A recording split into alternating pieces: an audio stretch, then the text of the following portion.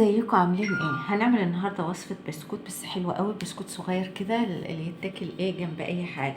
مش هكتر في الكلام ومش هقول لكم اشتركوا في القناه ومش هقول الكلام ده علشان خاطر إيه. لو انتم عجبكم الوصفه براحتكم تشتركوا براحتكم. انا معايا زبده، تمام، فهحط الزبده كده. انا هعمل مقدار بسيط، وانتم لو عاوزين تكتروا في المقدار براحتكم. انا عايزه بس اشيل دي الاول كده، وبعد كده ايه اشوف هحتاجها ولا لا. خلاص، هحط مع الزبده دول معلقتين سكر بودره، لان المقدار زي ما قلت لكم انا عامله مقدار بسيط مش عامله مقدار كبير، لان اصلا الوصفه فيها بيض، وزي ما انتم عارفين يوسف ما بياكلش البيض، مين بقى اللي يعني هياكل؟ فانا عامله مقدار بسيط، انتوا بقى ممكن تزودي زي ما انت عاوزه. ههرس بقى ده مع ده، والمفروض تتضرب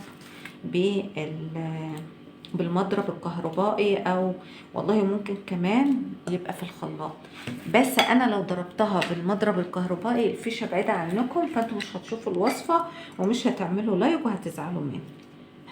هعمل بقى كده، هفضل بقى ايه زي اللي انا عاوزه الكل كله كده يدخل في بعضه، السكر والزبده بتاعتي اهي.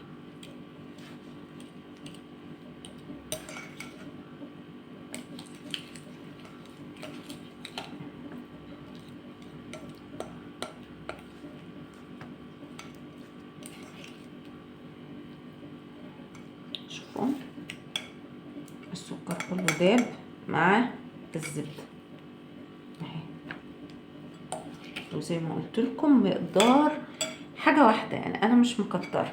حطيت الزبده، حطيت السكر وخلطتهم ببعض. معايا بيضه ومعايا رشه ملح بسيطه، خلاص، ومعايا بيضه.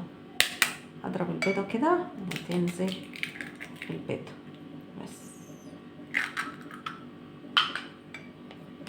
هقلب برضو الكلام ده كله، لازم يتقلب مع بعض اهو.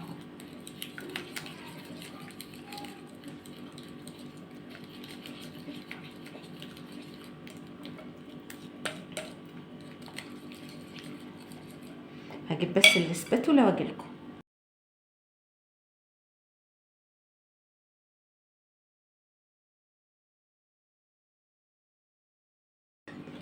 عشان الزهايمر شغال. هحط بقى الدقيق 3 معالق كده مؤقتا طبعا، مع البيكنج باودر، معلقه صغيره بيكنج باودر، وهقلب. الحاجات دي بقى تحتاج ايه؟ الايد، عشان اضمن انها تبقى عجينه كويسه.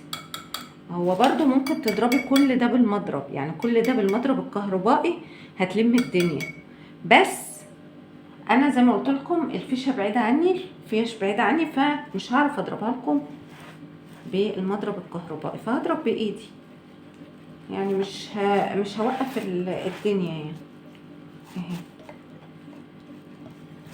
تمام،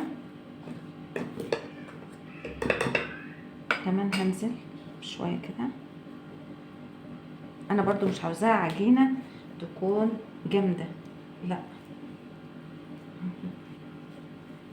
عاوزه اقول لكم البسكوت ده حلو قوي، وبيبقى ينفع زي سناكس كده برضو يعني. خلاص، هي عامله انا مقدار صغير جدا جدا. عندي بقى هنا ايه، بس شويه دقيق كمان كده، يعتبر خدت مثلا ايه كوبايه وربع كده دقيق اهي. هعجن بس فيها لحد ما الدقيق ده يتلم معايا. بس قبل بقى ما الدقيق يتلم هجيب ايه الشوكولاته اللي هي الشوكليت شيبس اهي، احطها كده بس. هقلب بقى الكلام ده كله، اقلبها في بعضها كده اهي اهي. العجينه بدات تبقى لينه وجميله ازاي اهي. جميل قوي كده اهي. عايزه بس اقلم، شوفوا لمت كل اللي في الطبق اهي. بس هي بتلزق شويه، مفيش مشكله. ادي العجين.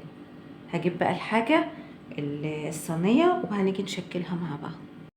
جبت القارب بتاعي، طبعا هي الوصفه فيها زبده فانا مش هدهنه تاني، هعمله كده اهو،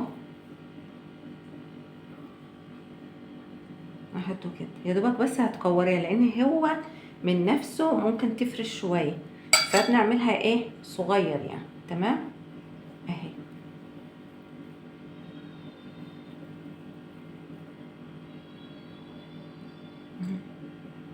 خلاص اهي.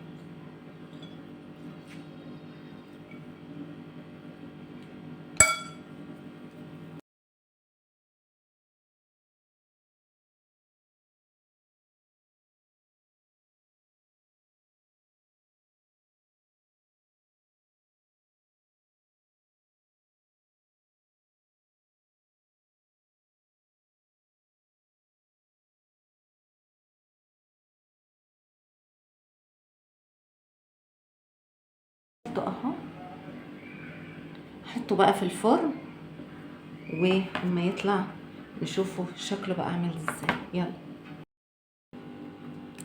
اهو طلع من الفرن ويشبه كتير الكوكيز، بس هو طبعا مش كوكيز اهو، هو ده بسكوت. تمام اهو، شوفوا تحفة تحفة تحفة. شوفوا طعمه تحفة وجميل قوي اهو.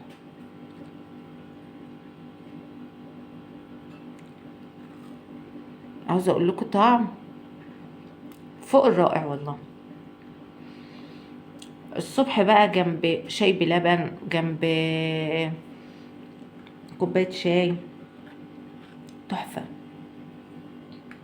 هو ده كانت وصفة النهاردة، بسكوت شاي على السريع كده، مخدش وقت ومقاديره عندك في البيت. كنت لسه ما اشتركتش في القناة، يشرفني ان انت تشتركي في القناة ودايما تتواصلوا معايا. استودعكم الله، والسلام عليكم ورحمة الله وبركاته.